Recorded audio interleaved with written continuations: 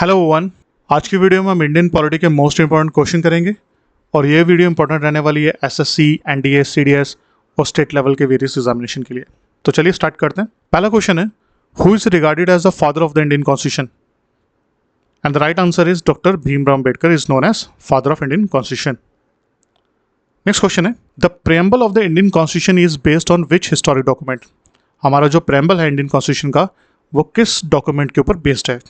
And the answer is government of India 1935 पे ये based है। Question number 3, the right to equality is enshrined in which articles of the Indian constitution? Right to equality जो fundamental right है हमारा वो किस article में mentioned है?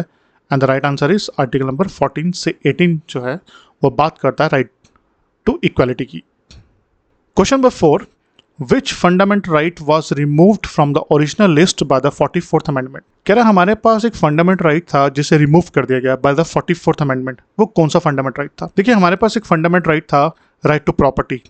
इस राइट टू प्रॉपर्टी को अब फंडामेंटल राइट से रिमूव कर दिया गया है। अब ये फंडामेंटल राइट नहीं है। अब ये कौन सा राइट है?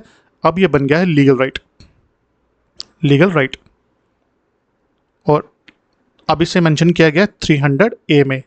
इसे 44th अमेंडमेंट 1978 के थ्रू 44th अमेंडमेंट 1978 से अमेंड कर दिया गया था, इसे रिमूव कर दिया गया था। अब ये जो राइट टू प्रॉपर्टी है ये फंडामेंटल राइट नहीं है, ये एक लीगल राइट है। और कहाँ मेंशन्ड है? 300A में। काफ़ी इंपॉर्टेंट क्वेश्चन है ये। नेक्स्ट क्वेश्चन है, the directive principles of the state policy जिसे हम DPSP भी कहते हैं वो हमने किस कॉन्स्टिट्यूशन से बोरो किया? And the right answer is Ireland. हमने इसे आयरिश कॉन्स्टिट्यूशन से बोरो किया। Question number 6, which article of the Indian constitution deals with the abolition of untouchability? Indian constitution में कौन सा आर्टिकल है जो अनटचेबिलिटी को रिमूव करने की बात करता है? And the right answer is article number 17। काफी इंपॉर्टेंट है। Question number 7, how many fundamental rights are guaranteed by the Indian constitution? Indian constitution हमें कितनी फंडामेंटल राइट्स देने की बात करता है? And the right answer is 6 fundamental rights हमें गिवन है। Question number 8, which article allows the president to declare an emergency? कौन सा आर्टिकल प्रेसिडेंट को अलाउ करता है इमरजेंसी डिक्लेयर करने के लिए? And the right answer is article number 352 जो है वो प्रेसिडेंट को अलाउ करता है इमरजेंसी डिक्लेयर करने के लिए। ठीक है, इमरजेंसी कितनी टाइप्स की होती हैं? इमरजेंसी 3 तरह की होती हैं। नेक्स्ट क्वेश्चन में हम ये चेक करेंगे कितनी तरह की इमरजेंसीज होती हैं। नेक्स्ट है, which case is associated with the basic structure of doctrine? Basic structure doctrine के साथ कौन सा केस जुड़ा हुआ है? And the right answer is Kesavananda Bharati case. यानी काफ़ी इंपॉर्टेंट है, एग्जाम में ये काफ़ी बार आता भी है। अब केशवानंद भारती केस में सुप्रीम कोर्ट ने क्या कहा? सुप्रीम कोर्ट ने कहा कि हमारी जो सरकार है, हमारी जो गवर्नमेंट है या फिर पार्लियामेंट समझिए, पार्लियामेंट के पास पावर है हमारे कॉन्स्टिट्यूशन को चेंज करने की, बट मेक श्योर रहे कि कॉन्स्टिट्यूशन तो चेंज करिए बट कभी भी उसका बेसिक स्ट्रक्चर चेंज नहीं होना चाहिए। मतलब उसका जो मूल आधार है वही मत चेंज कर देना। ठीक है, ये कहा गया था। Question number 10, the right to education act 2009 is associated with which fundamental right? कह रहा जो राइट टू एजुकेशन है हमारे पास जो 2009 में मेंशन है वो किस फंडामेंटल राइट से हमारे कॉन्स्टिट्यूशन में मेंशन किया गया है? तो आर्टिकल नंबर 21A बात करता है राइट टू एजुकेशन। मतलब इंडिया में जितने भी बच्चे 6 से 14 साल के हैं उन्हें RTA के अंदर फ्री में एजुकेशन मिलेगी। राइट टू एजुकेशन के अंदर फ्री में एजुकेशन मिलेगी और ये राइट उनका फंडामेंटल अधिकार है। Question number 11, the Rajya Sabha members are elected for the term of? Rajya Sabha के जो मेंबर्स हैं वो कितने टाइम के लिए इलेक्ट होते हैं? And the right answer is 6 years. Rajya Sabha के मेंबर जो हैं वो 6 ईयर्स के लिए इलेक्ट होते हैं। अगर हमें क्वेश्चन में लोकसभा का पूछ रहा था तो लोकसभा के जो मेंबर होते हैं वो कितने ईयर्स के लिए होते हैं? 5 ईयर्स के लिए। 5 ईयर्स के बाद फिर से चुनाव होता है, नए MPs को चूज किया जाता है। Question number 12, how many nominated members are there in Rajya Sabha? Rajya Sabha में टोटल कितने नॉमिनेटेड मेंबर होते हैं? Answer is 12। और कौन नॉमिनेट करता है? इन्हें नॉमिनेट किया जाता है राष्ट्रपति के द्वारा। Question number 13, the maximum strength of the Lok Sabha as per the constitution is? And the right answer is 552। इसमें क्वेश्चन है कि जो मैक्सिमम स्ट्रेंथ है लोकसभा में कॉन्स्टिट्यूशन में जो भी मेंशन है वो कितनी है? तो कॉन्स्टिट्यूशन जब हमारा बना था तो उसमें 552 की बात की गई थी कि 552 मैक्सिमम 552 ही MP जो हैं वो लोकसभा में बैठेंगे। बट अब क्या है, अगर मैं प्रेजेंट सिचुएशन की बात करता हूँ तो अब मैक्सिमम स्ट्रेंथ बन गया 550। ये मैक्सिमम स्ट्रेंथ रहेगी। जो 2 लोग हैं जो अब हटा दिए गए हैं ये थे एंग्लो इंडियंस। इनको पहले यहाँ पे रिजर्वेशन थी, तो एंग्लो इंडियंस को अब रिमूव कर दिया गया। तो अब एंग्लो इंडियंस के लिए कोई भी पहले नॉमिनेशन करके वो आते थे, अब इनको रिमूव कर दिया गया, अब ऐसा कुछ नहीं है। Question 14, the first speaker of the Lok Sabha was, तो पहले स्पीकर कौन थे लोकसभा के? राइट आंसर है G V Mavalankar. Question number 15, the supreme court of India was establish in, supreme court of India कब बना था? 1950 में, याद रखिएगा।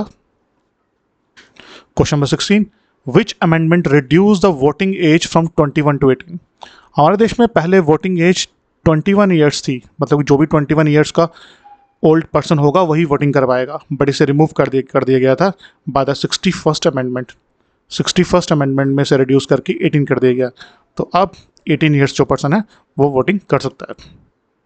साथ में एक और आर्टिकल याद रखिएगा, आर्टिकल नंबर 326, ये भी काफ़ी इंपॉर्टेंट आर्टिकल है। ये आर्टिकल जो है it is associated with the elections of the Lok Sabha.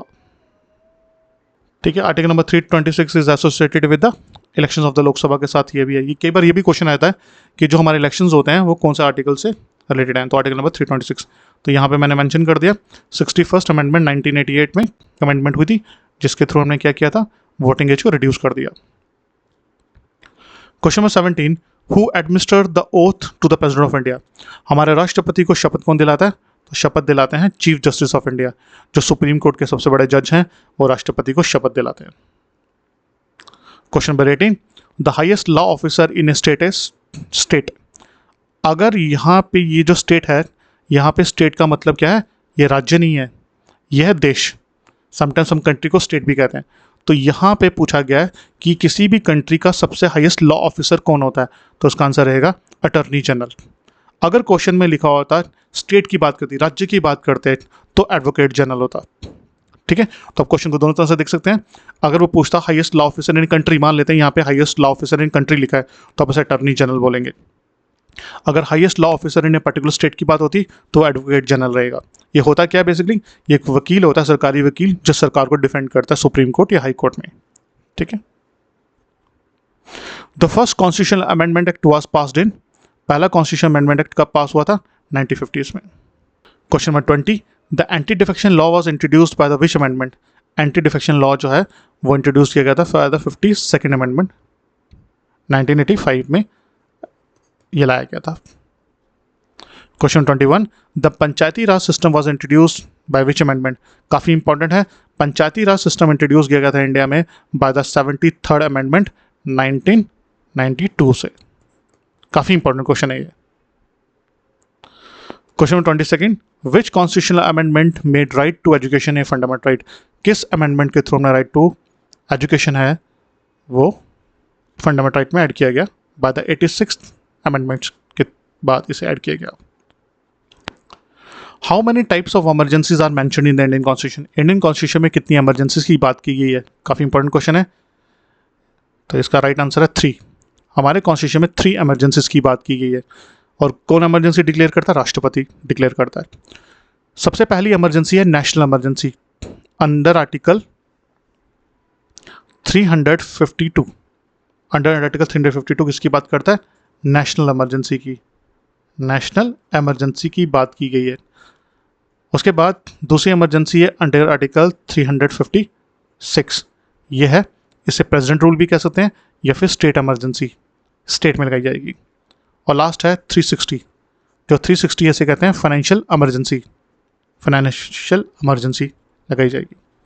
अब यहाँ पे एक और क्वेश्चन आ सकता है आपसे कि इनमें से तीनों में से कौन सी ऐसी एमरजेंसी है जो आज तक कभी लगाई नहीं गई इंडिया में? तो आंसर रहेगा फाइनेंशियल एमरजेंसी। जो फाइनेंशियल एमरजेंसी है वो इंडिया में आज तक नहीं लगाई गई। ठीक है, बाकी जितनी भी एमरजेंसीज हैं वो सारी लग चुकी हैं, चाहे वो नेशनल एमरजेंसी हो चाहे वो स्टेट एमरजेंसी हो, दोनों लगी हुई हैं, पर आज तक फाइनेंशियल एमरजेंसी इंडिया में लागू नहीं हुई। Question 24, the national commission for schedule caste is established which article? And the right answer is article number 338 के अंदर हमने national commission for schedule caste को एस्टैब्लिश किया था। And the last question for today, question है which constitutional body is responsible for recommending the distribution of tax revenue? India में कौन सी constitutional body है जो टैक्स रेवेन्यू की डिस्ट्रीब्यूशन की बात करती है? And the right answer is finance commission. तो ये थे कुछ क्वेश्चन जो पॉलिटिकल साइंस के रिलेटेड थे। नेक्स्ट वीडियो में हम और पॉलिटिकल साइंस के क्वेश्चन करेंगे। अगर आपको कोई भी डाउट हो तो प्लीज़ कमेंट बॉक्स में मेंशन करिएगा। अगर आपको ये वीडियो अच्छी लगी तो प्लीज़ इसे लाइक करिए, शेयर करिए। Thank you.